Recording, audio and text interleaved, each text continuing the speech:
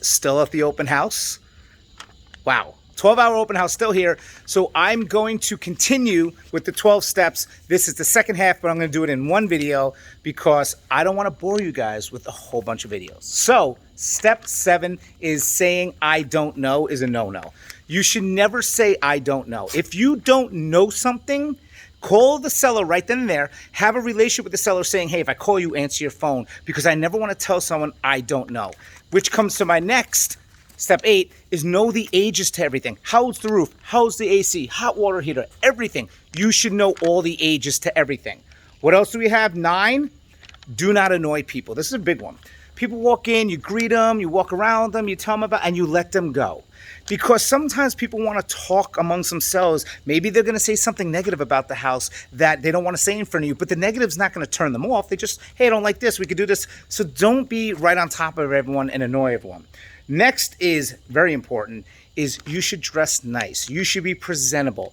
An agent that's representing a house should always be dressed as a professional. I have my nice polo shirt tucked in, my nice shoes. You know, when someone walks to the door, you're representing a house, where then the next one is the house should be presentable. You need to come here early and make sure the house smells good. Smell is a huge one. Number 11, which is house smell and house look, is I think one of the most important ones. Somebody walks into a house and it smells, that's it. They're done. It doesn't matter what else that house has. And I want you to comment below and tell me if you agree with that. If you walked into a house and it was just like bad smell, would you be already turned off?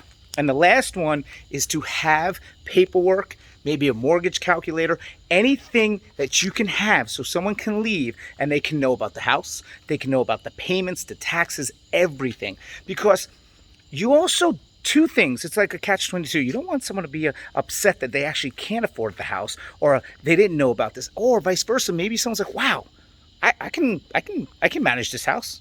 This is awesome. Because remember, a lot of people might be coming to the house because of your signs, so they don't really know the price, but then they come in here and they go, oh, I don't know if I can afford this, and they realize they can.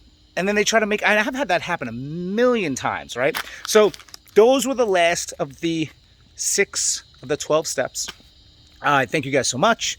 Look at this awesome house. Still got an hour and a half to go. So any questions you have, I'm Karen. Talk to you soon.